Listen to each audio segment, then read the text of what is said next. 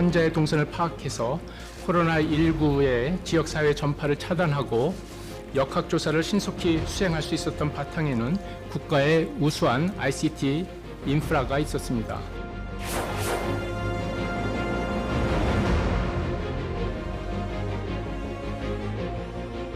우리나라 과학계에 노벨상 후보가 있다는 거 들어보셨어요? 저는 안타깝게도 말씀하신 그걸 저희 경험을 못했고 그 다른 관련되는 부처들이 다 같이 모여가지고 지원을 해주고 있어요. 저는 이재갑 교수님이 먼저 노벨 의학상을 타실 줄 알았어요. 저는 의사고요. 평화상을 노리시는 겁니까 지금? 저는 이제 그 우리나라에서 백신은 개발해 본 적이 없습니다. 팬데믹에 오염돼 있었어요.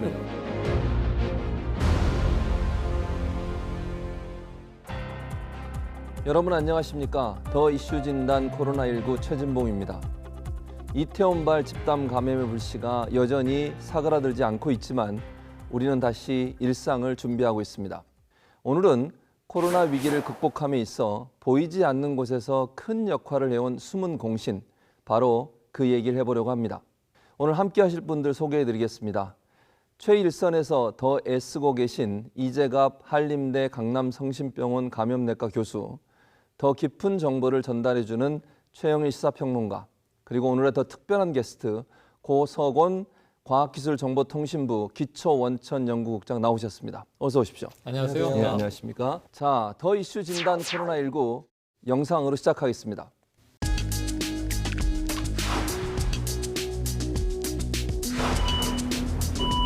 이 정상 체온이 감지되었습니다.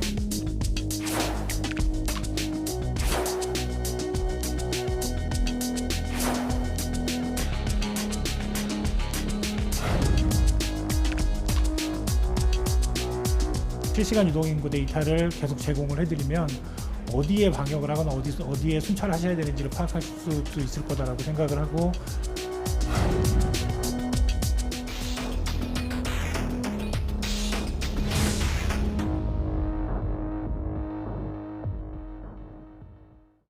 우리나라가 코로나19 대응에 있어 모범 국가가 될 수 있었던 배경엔 다름 아닌 정보통신 기술이 있었습니다.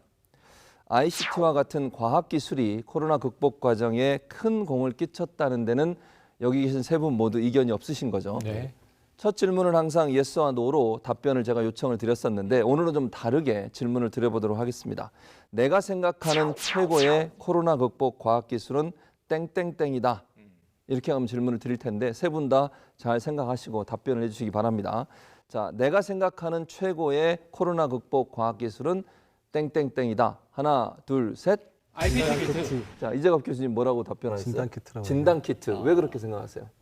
사실 이제 우리나라가 이번에 이제 초기 이제 중국에 들어오는 환자들을 찾아냈던 것도 진단 기술을 빨리 이제 구성하고 세팅했기 때문이었고요. 일단 대구 경북 지역에서 많은 환자가 발생했을 때도 이제 이런 진단을 통해서 조기에 이제 환자를 찾아내고 또 격리할 수 있었기 때문에 그나마 빠른 시간 내에 이제 그런 부분들을 감당할 수 있었기 때문에 이런 진단 키트 개발 자체가 가장 중요한 기술로 생각을 하고 있습니다. 아, 그렇군요. 최영일 평론가는 저는 IPTV라고 그랬는데요. IPTV요? 예, 직접적인 최전선에서의 과학기술은 아니지만 수많은 사람들이 다 집콕 쪽이 됐어요. 네. 매주 가던 그 영화관도 못 가고 뭐 뮤지컬 공연장도 못 가고 맞아요. 현대인들은 콘텐츠가 있어야 되잖아요.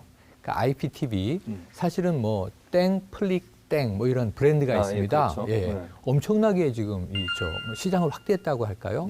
어떻게 보면 이제 집에서 소비할 수 있는 콘텐츠가 다양했기 때문에 집에서 그 영상 보면서 홈트 운동도 하고 혼자 여러 가지 이제 학습을 할 수 있었던 것 아닌가? 집콕 쪽들한테 문화를 즐길 수 있는 향유할 수 있는 기회를 줬다는 점 긍정적으로 평가할 수 있을 것 같습니다. 네. 자, 고 국장님은 저는 안타깝게도 재택근무를 안 해서 그러셨군요. 그 말씀하신 그걸 저희 경험을 못했고 네. 저 진단키트라고 답을 했습니다. 같은 답을 같은 하셨군요. 대답을 네. 했습니다. 그래도 이 진단키트가 초기에 그 확산자들, 그러니까 확진자들 확산하는데 아무래도 빨리 판정을 해서 막는 데 도움이 됐고요. 과학기술을 바탕으로 저희가 이 진단키트를 빨리 개발해가지고 이게 어쨌든 판정을 빨리 할 수 있는 어떤 기틀을 잡았다 해서 그게 제일 저희는 큰 요인이라고 생각을 합니다. 그 성과 자체로 보면 정말 전 세계적으로 가장 큰 성과 중에 하나가 아니겠나 이런 생각이 듭니다. 자, 약 4개월 동안 코로나19 사태에서 우리는 알게 모르게 수많은 과학기술을 누려봤습니다. 자, 어떤 과학기술이 있었는지 깜짝 퀴즈를 위해 저희가 제작진이 판넬을 준비했습니다. 지금 이게 화면에 보이시는 이 판넬인데요. 선긋기를 한번 해보도록 하겠습니다. 왼쪽에 있는 것과 오른쪽에 연관성이 있는 것에 선을 그어주시면 우리 고 국장님이 답변을 해주실 겁니다. 자, 시작하시죠.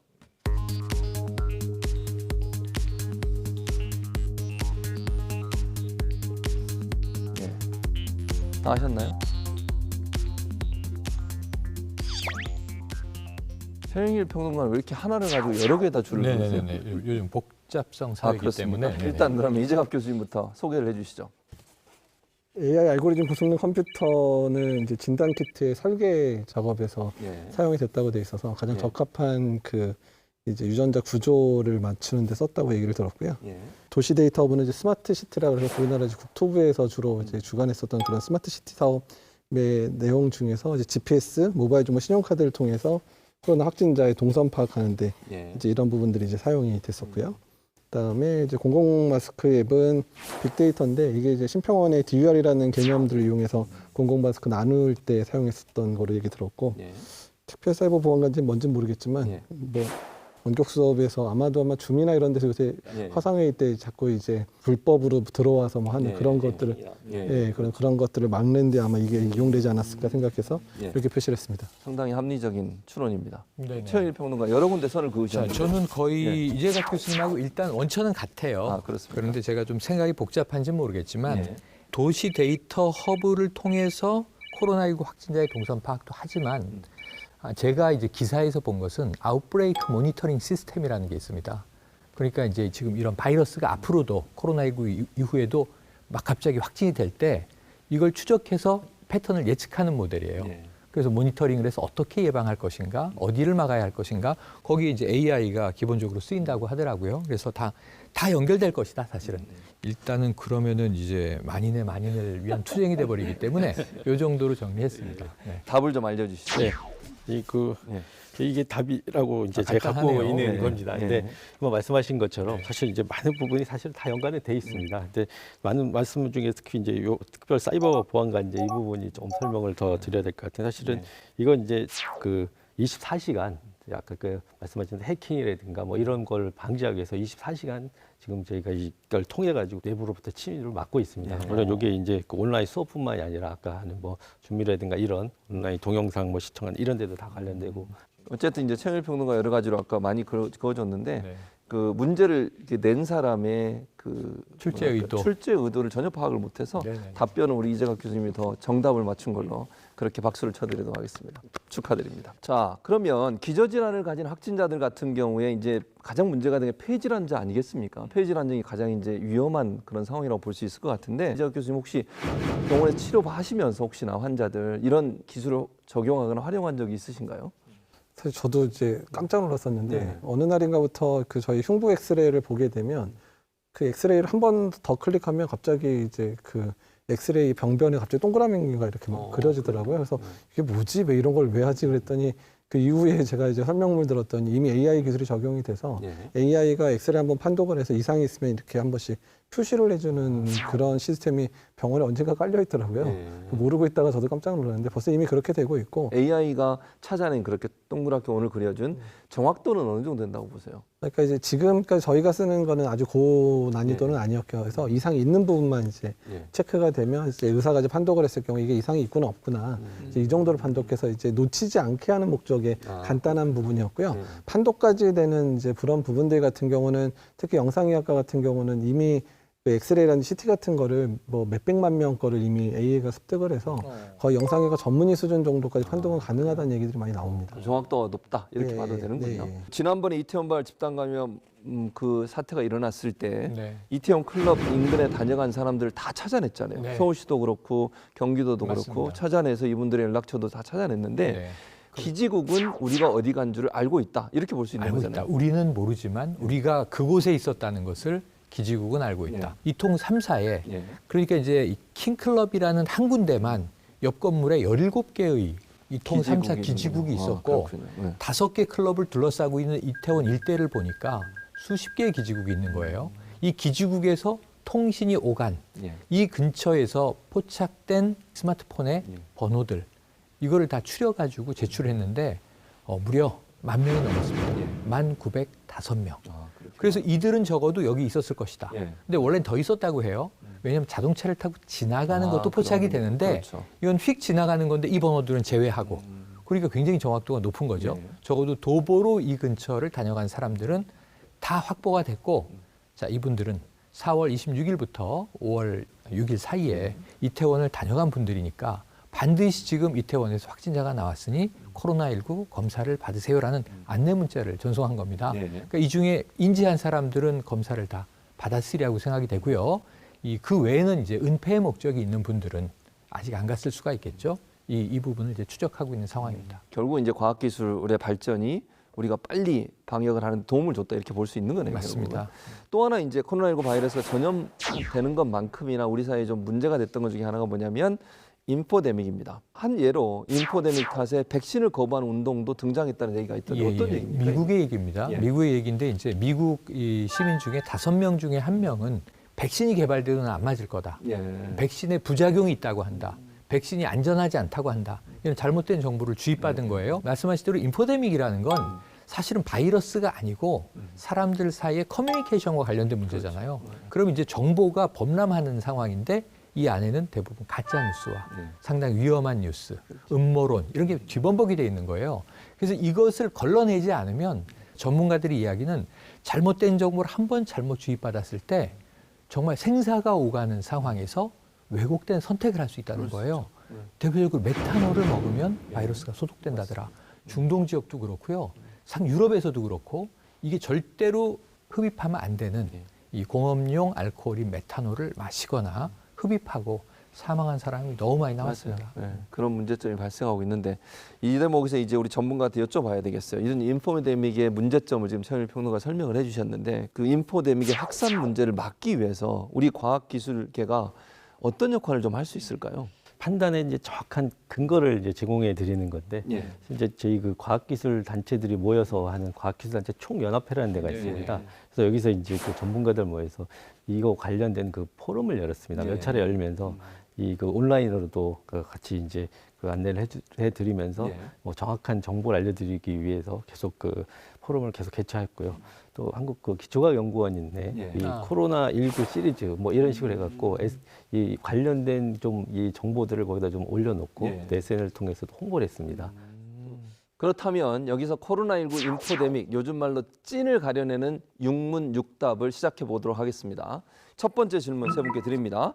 자, 코로나19 바이러스는 공기 중에서 최대 8m까지 날아간다. 예스와 노. 하나, 둘, 셋. 예스. 최일 평론가는 예스라고 저만 했고요. 했어요? 예, 그러네요. 좀 전문가- 보도에서 애취 해서 8m 간다고 본 것 같아요. 아, 그래요? 그러면 전문가분께서 이게 뭐 맞을 수도 있긴 있는데 그러니까 일반적인 상황에서는 침방울은 이제 그것도 무게가 있기 때문에 1m에서 2m 이상 날아갈 수 없어서 일반적인 거는 이제 1, 2m 정도밖에 안 간다 생각하시면 되고 재채기를 하면 한 5에서 7m 정도까지 날아갈 수는 있다고는 돼 있습니다. 공기 중에서 그러니까 일반적인 대화를 할 때는 1, 2m 정도다 그렇게 말씀하셨고요. 인포데믹에 오염돼 있었어요. 그러네요. 자, 두 번째 질문 드립니다. 코로나로 인한 우울증, 이른바 코로나 블루는 뇌까지 바꾼다. 하나, 둘, 셋. 예스. 자, 두 분 예스고 노. 저만 틀리네요. 그러네요. 고석원 국장님. 설마 뇌가 바뀌겠습니까? 근데 이제 여러 가지 과학적 실험을 통해서 해보면은 이 그 지속적인 외로움을 겪게 되면은 뇌에도 영향을 미쳐가지고 저희 이제 그 루마니아 그 이제 1년 생후 한 1년 정도 된 아직 그 부모들한테 안겨본 적이 없는 어린이들을 대상으로 이제 실험했는데 보면은 이 뇌의 크기가 용량이 좀 작아졌다고 이렇게 밝혀져 있습니다. 그래서 지속적인 외로움이면 그 말씀하신 대로 코로나 블루라고 하고는 있지만 어쨌든 이 정서적으로 뭔가 이게 문제가 된다. 뇌까지도 영향을 미친다. 자, 세 번째 질문 이게 트럼프 대통령이 했던 말입니다. 몸에 소독제를 투입하면 코로나19가 없어진다. 하나, 둘, 셋. 노. 이건 다 노라고 말씀하셨어요. 생명이 없어지는 거죠. 이재갑 교수님, 왜 노입니까? 그러니까 이게 보통 소독제로 얘기하는 게 뭐 락스 성분 같은 것도 있고 또 아주 몸에 이제 해가 되는 흡입되거나 그런 폐에 영향을 주거나 하는 그런 소독제 성분들이 꽤 있거든요. 근데 이거를 이제 먹게 되면 잘못하면 중독으로 사망할 수도 있고요. 실제로 트럼프가 이렇게 얘기를 하고 나서 미국 내에서 이런 사고가 좀 더 빈도가 좀 올라갔었던 적이 있기 때문에 이거 상당히 주의가 필요하고 아주 위험한 수 있는 상황입니다. 네 번째 질문 드립니다. 개똥쑥으로 만든 허브 토닉이 코로나19 치료에 효과적이다. 이거 마다가스카르 대통령이 했던 말입니다. 하나, 둘, 셋. 노.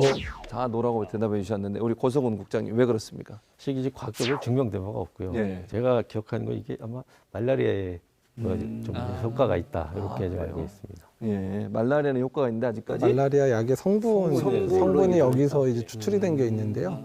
근데 이제 그거를 추출된 성분하고 또는 추출했던 식물하고는 또 효과가 다를 수 있기 때문에 예, 주의가 좀 필요하죠. 자, 그러면 다섯 번째 질문 드립니다. 코로나19 확진자를 문 모기가 다른 사람을 물 경우에도 감염될 수 있다. 하나, 둘, 셋. 노. 왜 대답 안 하세요, 최영일 평론가? 잠시 고민 중이었는데 전 당연히 예스라고 하려고 그랬거든요. 예. 근데 두 분이 노가 먼저 들려서 그래서 말을 안 하시는 거예요? 아니 모기가 감염시키는 거 아니에요? 모기가 이제 혈액을 통해서 감염을 시키기는 시키는데요. 코로나 같은 경우는 이제 아주 중증이 아니면 대부분 호흡기에 바이러스가 멈춰 있고요.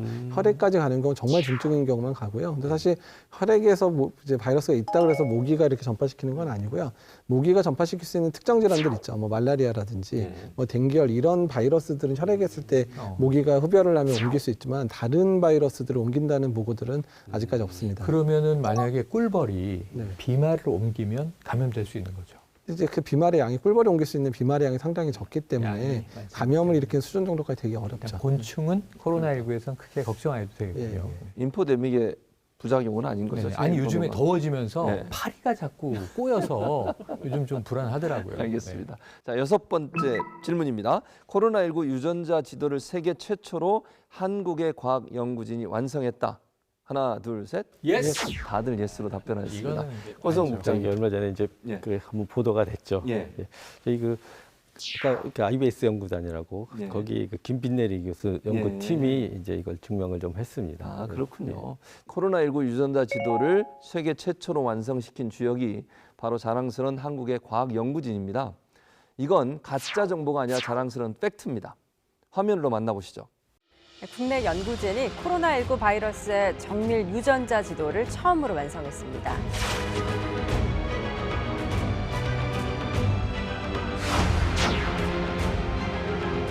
혈액 항응고제 나파모스타트의 코로나19 억제 효과가 뛰어난 것으로 나타났습니다.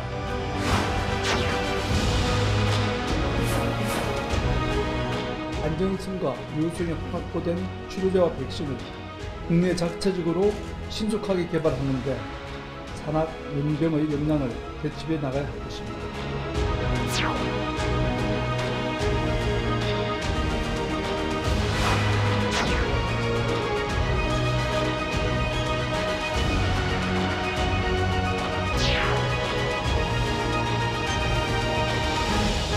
이런 말이 있더라고요. 코로나 의료진들의 눈물을 대덕 과학기술로 닦는다. 이런 얘기가 있어요. 그만큼 코로나 극복에 과학기술 관계자들의 노고가 크다. 이런 얘기라고 생각이 되는데요. 최영일 평론가, 우리나라 과학계에 네. 노벨상 후보가 있다는 거 들어보셨어요? 서울대 생명과학부의 연구진을 이끌었던 김빈내리 교수인데 예. 저는 이 이름에서도 감동을 받았어요. 빛나리 그러면 내가 빛난다는 뜻인데 빛내리는 나라를 빛내겠다는 의미로 부모님이 붙여주셨다고 해요. 근데 그 이름처럼 지금 나라를 빛내는 인물이 됐습니다. 코로나19라고 부르지만 사스 코로나 바이러스 2 이렇게 예. 숫자가 붙어 있더군요. 이 고해상도 유전자 지도를 완성을 했어요. 그러니까 이 바이러스를 이렇게 그렇게 고해상도로 만들었는데 이게 저는 독점할 줄 알았는데 그 다음에 기사에서 또 놀란 건 전 세계의 연구의 토대가 될 수 있도록 이 지도는 공개한다라고 돼 있고 올렸더라고요 이미 이 저 과학 논문 사이트에다가. 그래서 온라인으로 게재가 됐더라고요 일찍. 그래서 김빈내리 교수의 연구팀이 너무 자랑스럽고 정말 이 성과가 계속 좀 이어져서 노벨 의학상 한번 타는 걸 봤으면 좋겠습니다. 그랬으면 네. 좋을 것 같아요. 근데 이제 고 국장님, 일단 최영일 평론가 대략적으로 설명을 했는데 전문적인 지식으로 말씀을 해주신다면 이 김빈내리 단장님하고 거기 장혜식 연구위원이라고 사실 이제 거기 역할을 많이 하신 분이 있습니다. 이 그 코로나 이 바이러스가 그 RNA 바이러스입니다. 그래서 이 RNA와 관련된 이 지도를 이제 완성시켰다고 하는 건데 이 그 RNA 바이러스의 정확한 이제 이게 어디서 구현되고 있나 그 유전적인 성질을 이제 정확히 밝히고 이게 걸린 분들 이게 세포 속에 들어가가지고 이게 어떻게 복제하나 하는 요거의 과정을 정확히 이제 밝혀낸 겁니다. 그러므로 인해서 앞으로 이제 치료제를 개발할 때 요 과정이 이제 밝혀졌으니까 여기서 어떤 치료제가 잘 될 수 있나 할 수 있는 어떤 그 토대를 마련하는 그런 셈입니다. 근데 그걸 찾아내기가 상당히 어려운 건가요, 이게? 이 연구단에서 다른 데는 보통 이제 DNA를 분석을 한다고 합니다. 이제 RNA가 이제 DNA로 이렇게 이제 그 변환된 이후에 이제 그걸 분석하는데 당초 원래 흔히 말하는 원본이라고 할까요? 이 RNA 바이러스 요 자체를 분석했는데 또 자기 이 연구단에서 갖고 있는 고유 기술이 있었습니다. 노하우가 있었군요. 그걸 통해서 분석을 한 겁니다. 아, 그렇군요. 그러면 감염내과에서는 이런 이제 RNA나 DNA 이런 걸 분석하는 것이 실제 도움이 돼요? 그러면 치료나 아니면 치료약을 개발하는데? 그러니까 사실 왜 중요하냐면요. 그러니까 그 RNA의 각각의 구조의 특성에 따라서 그게 만들어내서 단백질을 만들어서 그 단백질이 바이러스의 구조를 만들게 되거든요. 그러니까 이제 요새 지금 뭐 최근에 뭐 백신 하나 성공하는 것 같다고 얘기했던 게 이제 mRNA 백신 같은 거라면 어느 유전자가 이런 항원을 만들 때 어떤 구조를 만들 때 잘 듣는지 이런 거에 기초 데이터로 쓸 수도 있고요. 또 약물 같은 것들을 이제 사용을 했을 때 특정 약물 같은 게 어떤 단백질 구조를 만든다면 그 어떤 약물을 써서 어느 부분을 이제 차단을 시키면 그 단백질이 안 만들어지니까 치료제를 만들 수 있는 그런 원천 기술을 창출해내는 그런 가장 기본적인 핵심 기술에 해당되거든요. 그렇기 때문에 이제 상당히 이제 중요한 가치를 가지고 있습니다. 그럼 이걸 공개했다는 것도 어떤 의미예요? 공개를 했다는 얘기는 모든 과학자들이 그 구조를 바탕으로 해서 뭐 치료제를 개발한다든지 아니면 백신을 개발할 때 이용할 수 있다는 걸 말하는 거죠. 그럼 결국은 이게 공익을 위해서 본인이 개발한 기술을 공개했다 이렇게 볼 수 있겠네요. 인류애적 차원이 있지 않나 이런 생각이 이게 들어요. 문재인 대통령이 이제 백신과 치료제는 공공재다. 그렇죠. 국제 연대를 맞아요. 통해서 공유해야 한다라는 맥락을 우리 과학자들이 이미 실천을 하고 있었네요. 그렇죠. 자, 지금 이제 사스, 신종플루, 그다음에 메리스, 그리고 이제 코로나19까지 사실 주기적으로 이 전염병들이 이제 발생이 되고 우리에게 피해를 주고 있는 상황인데 과학기술정보통신부 같은 국가과학기술기관이 이런 전염병 또는 이렇게 국민들을 정말 위험에 빠뜨릴 수 있는 이런 병들을 예방하고 막는데 어떤 역할을 해야 한다고 생각을 하세요? 결국에는 이제 기초 연구가 돼야 됩니다. 그래서 이게 이제 어떤지 이게 분석이 돼야지 이걸 바탕으로 뭐 치료제, 백신이 나오기 때문에 기초 연구와 관련된 이제 저희가 지원을 하고 있고요. 이제 그 위에 이제 치료제, 백신을 개발하기 위해서도 또 이제 많은 단계를 거치거든요. 이제 각각의 단계마다 이제 저희가 지원을 해주고 최종적으로 이제 그 임상을 거쳐서 승인할 때 그때 이제 복지부, 식약처 이런 들이 관련이 돼서 이런 기관들하고 같이 이제 협력을 하고 있습니다. 최근에 이 바이러스 퇴치를 위해서 우리나라 KT하고 협력하고 공조한다는 기사가 났어요. 그래서 바이러스를 퇴치하는데 왜 그럼 의학연구소라든가 바이러스 제약업체, 바이오 쪽이 아니라 왜 KT랑 협조를 하지? 그랬는데 이게 과학기술정보통신이 지원해야 되는 일이 바이러스 퇴치나 의학 쪽으로도 굉장히 많고 또 하나는 최근에 결국은 접촉하면 감염 위험이 높다는 거 알았고 대구에서 의료진이 얼마나 많이 또 위험을 무릅쓰고 일부 감염이 됐습니까? 그런데 그런 차원에서 이제 원격 진료 얘기가 나오잖아요. 그럼 저희 어릴 때는 왕진이라는 게 있었는데 이젠 병원으로 가서 그 병상 찾아 헤매고 응급실 밖에서 대기를 안 해도 혹시 조금 아프면 전문의가 원격으로라도 우선 뭐 초진 상태라도 좀 이제 케어해 줄 수 있는 시대가 된다면 지금 원격 계약도 하고요. 이 사이버 수업도 하는데 원격 진료는 괜찮겠다. 저는 사실 오늘 얘기를 나누면서 그런 생각이 들었어요. 과학기술, 과학정보기술 이게 과연 코로나19와 무슨 연관이 있을까 이런 의문을 많이 가지신 분도 있었을 텐데 얘기를 나눠보면서 아주 깊숙하게 방역체계나 아니면 전염병 예방과 과학기술 정보통신은 연관돼 있구나 이런 생각을 하게 됐습니다. 자, 더 이슈 진단 코로나19 오늘 준비한 내용은 여기까지입니다. 저희는 다음 주에 더 궁금하고 더 깊은 내용으로 다시 찾아뵙겠습니다. 감사합니다.